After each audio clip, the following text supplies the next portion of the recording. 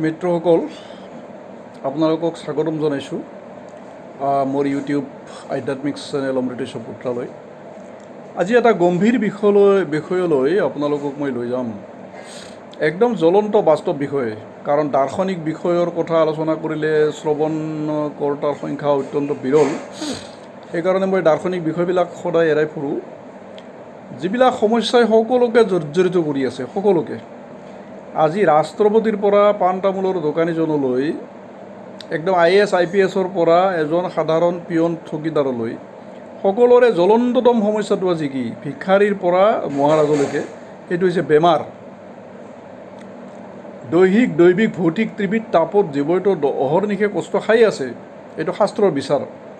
আদিদৈৱিক আদিভৌতিক আধ্যাত্মিক অনন্ত কোটি তাপ জীৱই ভুগি আছে। কিন্তু যিটো তাপত পণ্ডিতেও পাগল হৈ যায় আৰু মূৰ্খয়ো পাগল হৈ যায়, মহাজ্ঞানীও পাগল হৈ যায় আৰু ঘোৰ অজ্ঞানীও পাগল হৈ যায়, মহাসাধু সন্তয়ো চিৎকাৰ কৰি কিনে ঈশ্বৰক কান্দি থাকে আৰু অজ্ঞানীয়েও ঈশ্বৰক কান্দি থাকে, সেই সমস্যাটোৰ নাম কি? সেই সমস্যাটো হৈছে বেমাৰ। কাৰণ বেমাৰে মানুহক যিমান কষ্ট দিয়ে, সিমান কষ্ট বোধহয় পৃথিৱীৰ অন্য একোৱে সিমান কষ্ট দিব নোৱাৰে। নিজৰ শৰীৰটোৰ কষ্টৰ সময়ত মানুহৰ এনে লাগে যে গোটেই ব্ৰহ্মাণ্ডৰ যিমান সুখ আছে চব মিছা, যিমান টকা পইচা পদবী আভিজাত্য ডিগ্ৰী আছে চব মিছা, একমাত্ৰ মোৰ দেহাটোৱে সঁচা, মোৰ বেমাৰটোৱে সঁচা। আৰু যিকোনো প্ৰকাৰে ঈশ্বৰে মোক ভাই দেহাটোৰ পৰা বাচাই দিয়ক, বেমাৰৰ পৰা বাচাই দিয়ক, মই যি লাগে চব দিম। এই ক্ৰন্দনটো সকলোৰে হৃদয়ত আহে যে মই যি লাগে চব দিম, দৰকাৰ হ'লে মোৰ যিমান ঐশ্বৰ্য আছে, যিমান ডিগ্ৰী আছে, যিমান সৌভাগ্য আছে, মই চব বিক্ৰী কৰি দিম, কিন্তু মোক ভাই এই বেমাৰটোৰ পৰা মুক্তি দিয়া। আজিৰ সমাজততো এজন ব্যক্তিৰ দেহটোত 50টাৰ পৰা 122টালৈকে বেমাৰ আছে। মোৰ যিটো পৰিয়ালত জন্ম, সেই পৰিয়ালটোততো মই গোটেই জীৱনটো কেৱল বেমাৰৰ কথাৰ বাহিৰে একো বেলেগ কথা শুনিয়ে নাপালোঁ। ৰাতিপুৱা 6টাৰ পৰা ৰাতি 12টালৈকে কেৱল বেমাৰৰ কথা শুনি থাকিব লগা এনে এটা পৰিয়ালত মোৰ জন্ম হৈছিল। পূৰ্বজন্মৰ কৰ্ম অনুযায়ী আমি সকলোৱে আমাৰ জীৱনৰ সুখ দুখ, সৌভাগ্য দুৰ্ভাগ্য, লাভ লোকচান, জয় পৰাজয়, হানি বিঘনি আদি সকলো পাওঁ।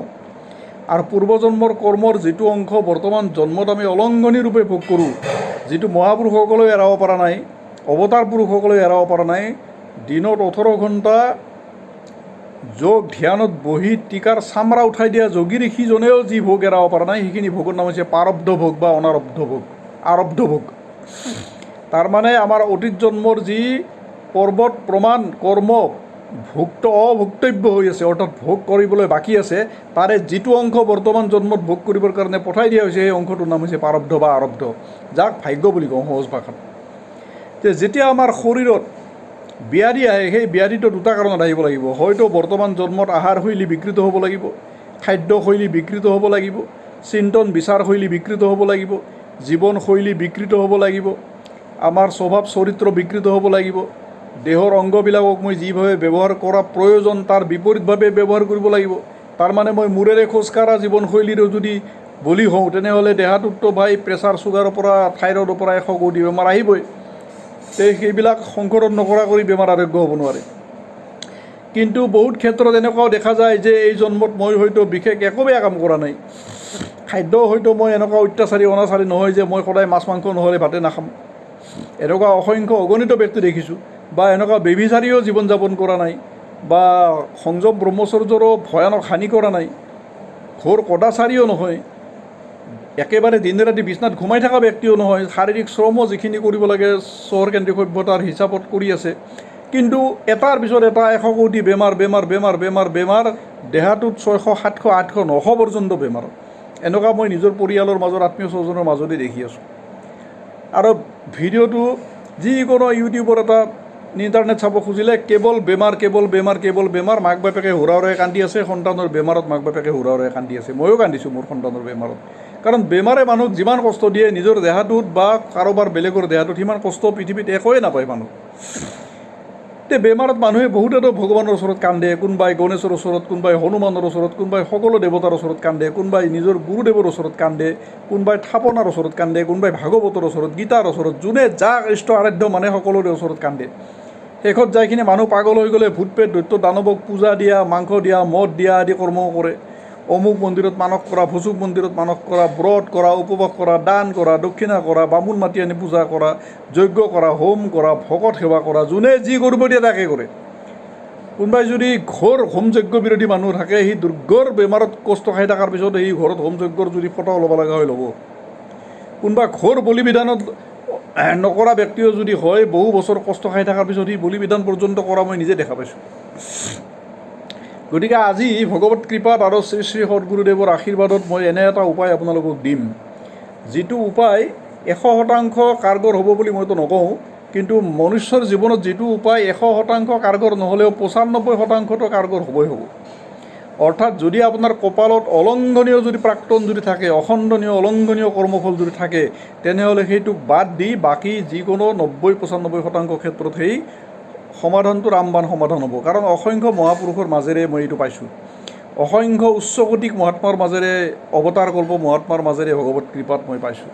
চাওক, আপোনাৰ জীৱনত যেতিয়া দুৰাৰোগ্য ব্যাধি আহে, সি ৰাহু কেতুৰ সংযোগত আহক, মংগলৰ সংযোগত আহক, জন্মকুণ্ডলীৰ যি গ্ৰহৰ সংযোগত নাহক কিয়, পূৰ্বজন্মৰ যি কৰ্মৰ ফলভোগ সন্মুখত নাহক কিয়, কিবা নহয় কিবা দুষ্কৰ্ম উদয় হ'লে কিবা নহয় কিবা দুৰাৰোগ্য বেমাৰ দেহত আহিব।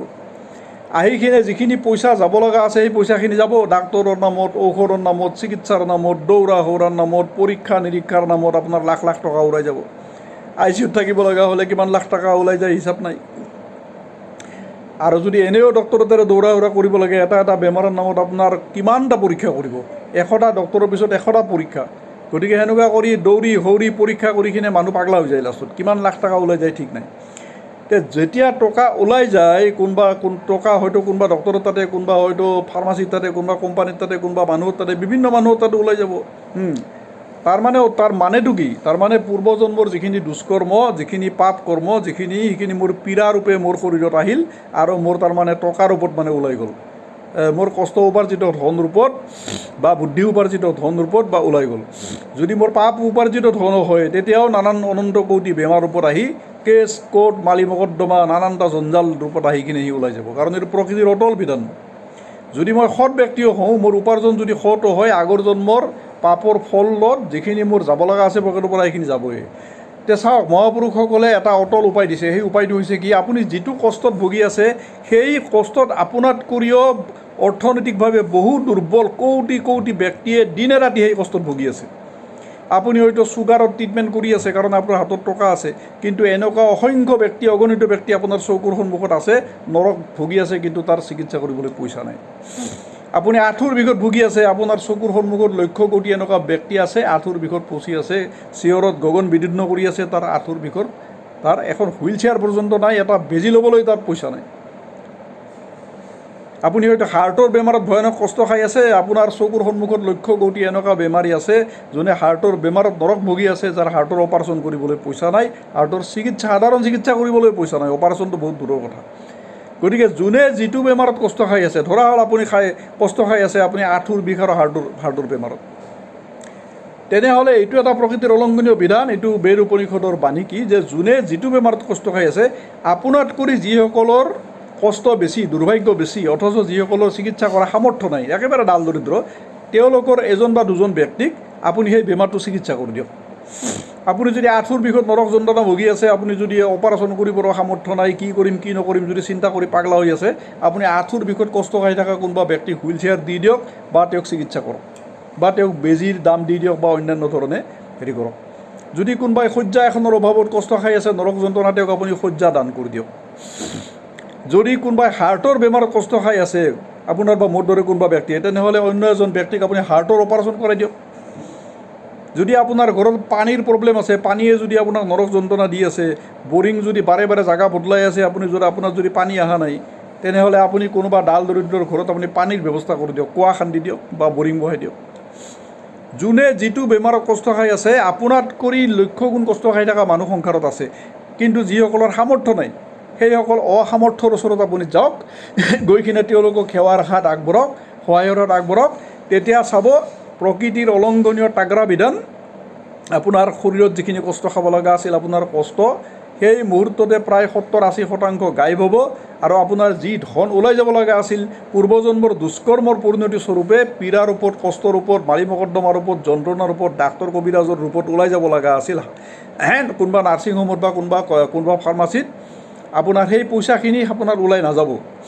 কাৰণ আপুনি এজন কি কৰিলে, নিষ্কাম সেৱাৰ মাজেৰে আপুনি এজন নৰ নাৰায়ণক আপুনি সেৱা কৰিলে। হয়তো কোনোবা গৰু এটাই ৰাস্তাৰ কিনাৰত হয়তো কোনোবা গৌ মাতা পৰি আছে, কোনোবাই হয়তো এক্সিডেণ্ট কৰি থৈ গৈছে, আপুনি গৌ হস্পিটেলত তেওঁক সেই গৌ মাতাক আপুনি তুলি লৈ গৈ কিনে কোনোবা গৌ হস্পিটেলত আপুনি দি দিলে, চিকিৎসা কৰিবৰ কাৰণে হয়তো 2 লাখ টকা লাগিল, আপুনি 2 লাখ টকা হয়তো দি দিলে। বা অন্য কোনোবা পশু হস্পিটেলত হয়তো আপুনি কোনোবা লেংৰা পংগু অন্ধ বা এই ধৰণৰ নিগাৰ ভুঞ্জি থকা হয়তো কোনোবা পশুক আপুনি চিকিৎসা কৰাই দিলে।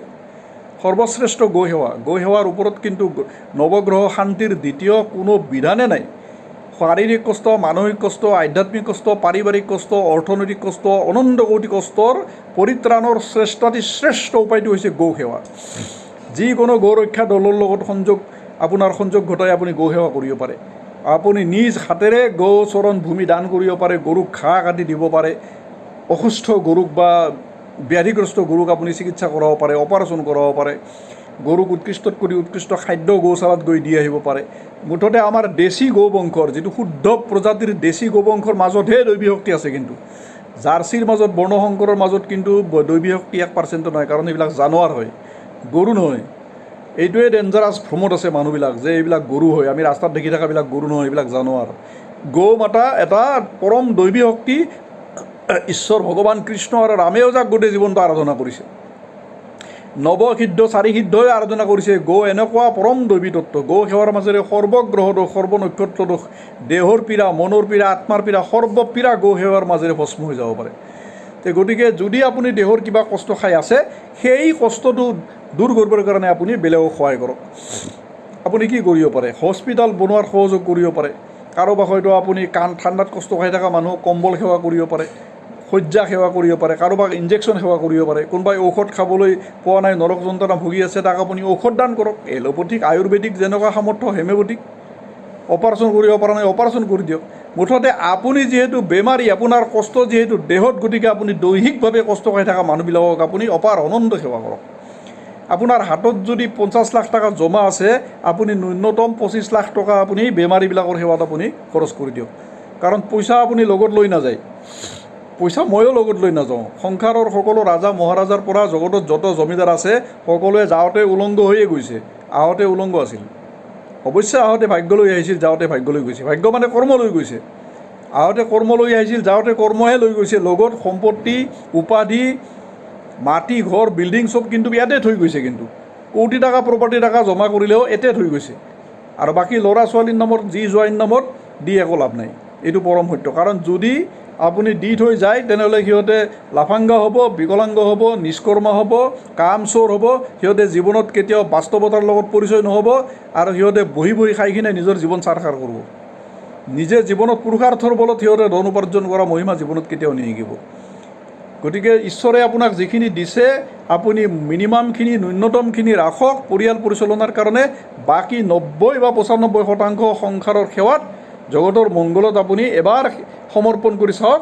দেখিব আপোনাৰ দৈহিক, দৈৱিক, ভৌতিক সকলো পীড়া, সকলো কষ্ট 90%ই ভগৱত কৃপাত, গুৰু কৃপাত, দেৱতাসকলৰ আশীৰ্বাদত 90-95% পৰ্যন্ত দূৰ হৈ যাব, আপুনি শান্তি পাব। বিশেষ কৰি দৈহিক পীড়াৰ ক্ষেত্ৰত, দৈহিক যন্ত্ৰণাৰ ক্ষেত্ৰত মই কথাখিনি কৈছোঁ। লাইক কৰি দিব, ভিডিঅ' চলি থকাৰ লগে লগে লাইক বটন টিপি দিব। মই তেতিয়া প্ৰেৰণা পাই থাকিম। প্ৰত্যেক পদে পদে যিমান লাইক আহিব সিমান প্ৰেৰণা পাম। শ্বেয়াৰ কৰি দিব, যাতে সকলোৱে যাতে জ্ঞানখিনি লাভ কৰে, আৰু নতুনসকলে ছাবস্ক্ৰাইব কৰি ল'ব। চিন্তা কৰিব নালাগে, মই ইউটিউবৰ পৰা এটা ফুটা কৰিও ইনকাম নকৰোঁ। মোৰ চেনেল মই কেতিয়াও মনিটাইজ নকৰোঁ, গুগলৰ পৰা ফুটা কৰিও ইনকাম নকৰোঁ। মই প্ৰতিশ্ৰুতিবদ্ধ আপোনালোকৰ ওচৰত। গতিকে একো ভয় কৰিব লগা কথা নাই। জাষ্ট কেৱল লাভ হ'ব এইটোৱে যে ছাবস্ক্ৰাইবাৰ যদি বেছি হয়, তেতিয়াহ'লে জ্ঞানখিনি লক্ষ কোটি মানুহৰ ওচৰত যাব, সেইটোৱে লাভ। তাৰ বাহিৰে মোৰ টকা পইচাৰ ফালৰ পৰা মই ফুটা কৰিও লাভ কাৰো পৰা নলওঁ। ধন্যবাদ।